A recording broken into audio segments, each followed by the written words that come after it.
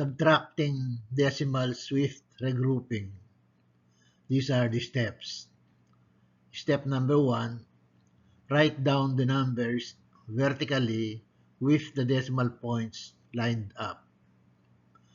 Step number 2, if needed, add one or more extra zeros at the end to make the numbers have the same number of decimal places.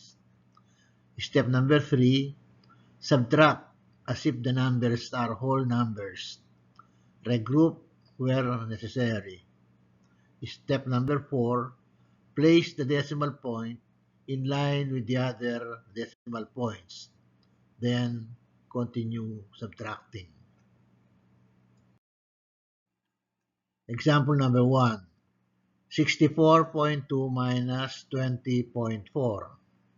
Write down the numbers vertically with the decimal points lined up.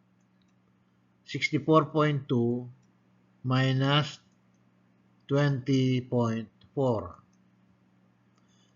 There is no need to add one or more extra zeros at the end to make the numbers have the same number of decimal places. So we now subtract as if the numbers are whole numbers. Regroup where necessary. 2 is smaller than 4. So we are going to borrow 1 from 4. 4 becomes 3 and 2 becomes 12. 12 minus 4 is 8. Place a decimal point in line with the other decimal points. Then continue subtracting. 3 minus 0 is 3. 6 minus 2 is 4. So the answer is 43.8. In reality, when we subtracted 0.4 from 0.2, we borrowed 1 from 4, and 4 became 3.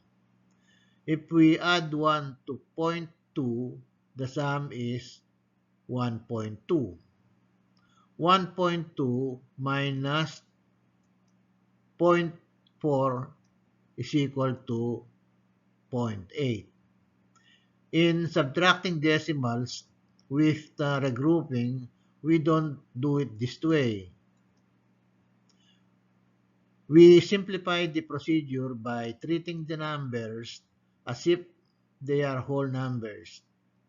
I suggest you watch the video subtracting whole numbers with regrouping, grade 6, also in this channel, to understand this better. Example number 2, 85.7 minus 24.28. Write down the numbers vertically with the decimal points lined up. 85.7 minus 24.28. Add 1 0 after 7 in 85.7. Then subtract as if the numbers are whole numbers. Regroup where necessary. 0 is smaller than 8, so we are going to borrow 1 from 7. 7 becomes 6, and 0 becomes 10. 10 minus 8 is 2. 6 minus 2 is 4. Place a decimal point in line with the other decimal points. Then continue subtracting. 5 minus 4 is 1. 8 minus 2 is 6. So the answer is 61.42.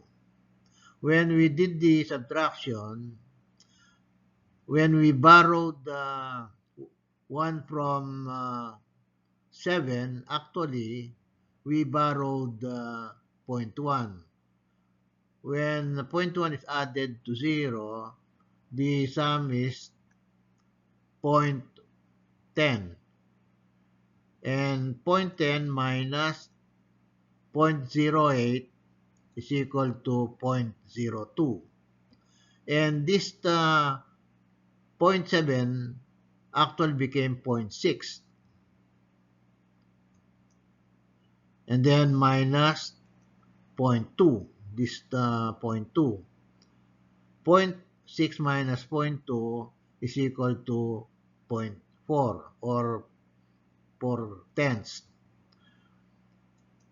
0.4 plus 0.02, we add 0 after 4 here. The sum is 0.42, this one. But we don't do it this way. This is a little bit complicated. To simplify the procedure, when we subtracted the numbers, we treated them as if they are whole numbers. Example number 3, 91.57 minus 25.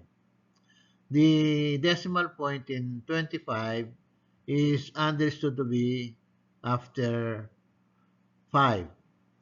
Write down the numbers vertically with the decimal points lined up. 91.57 minus 25. Add 2 zeros after the decimal point in 25. So, 0, 0. And then subtract as if the numbers are whole numbers. Regroup where necessary. 7 minus 0 is 7. 5 minus 0 is 5. And then place a decimal point in line with the other decimal points. Then continue subtracting. 1 is smaller than 5, so we are going to borrow 1 from 9. 9 becomes 8, and 1 becomes 11. 11 minus 5 is 6. 8 minus 2 is 6. So the answer is 66.57. Example number 4. 81.345 minus 65.98. Write down the numbers vertically with the decimal points lined up.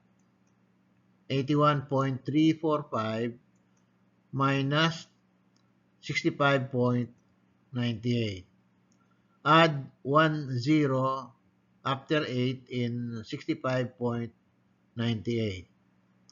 Then subtract as if the numbers are whole numbers.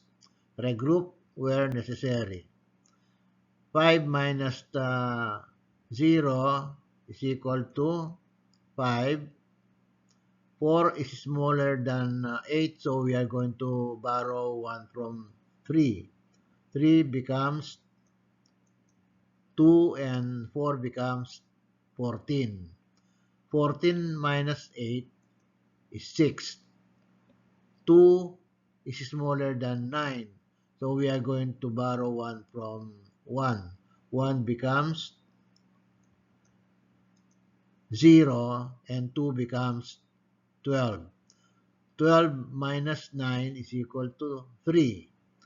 Place a decimal point in line with the other decimal points. Then continue subtracting. 0 is smaller than 5, so we are going to borrow 1 from 8. 8 becomes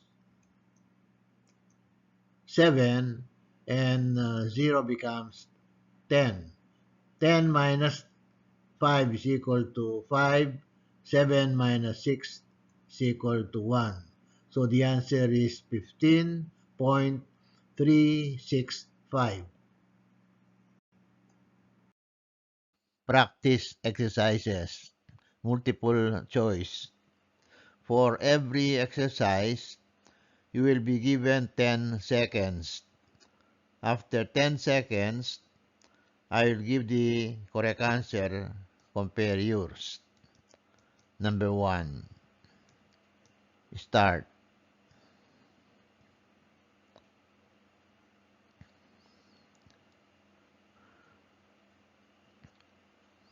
The answer is letter C, 23.8. Number 2. Start.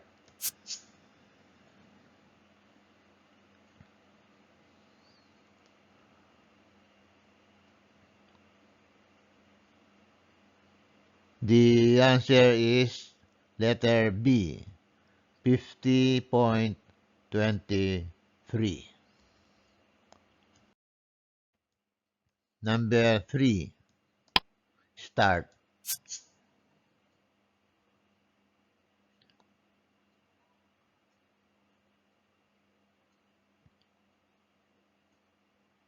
The answer is letter C, 45.56.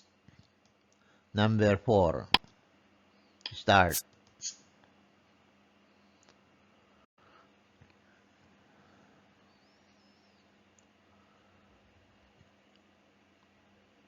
The answer is letter D, 27.576.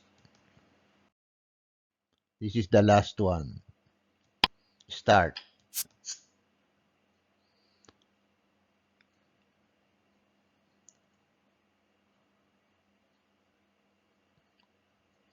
The answer is letter A, 7.38.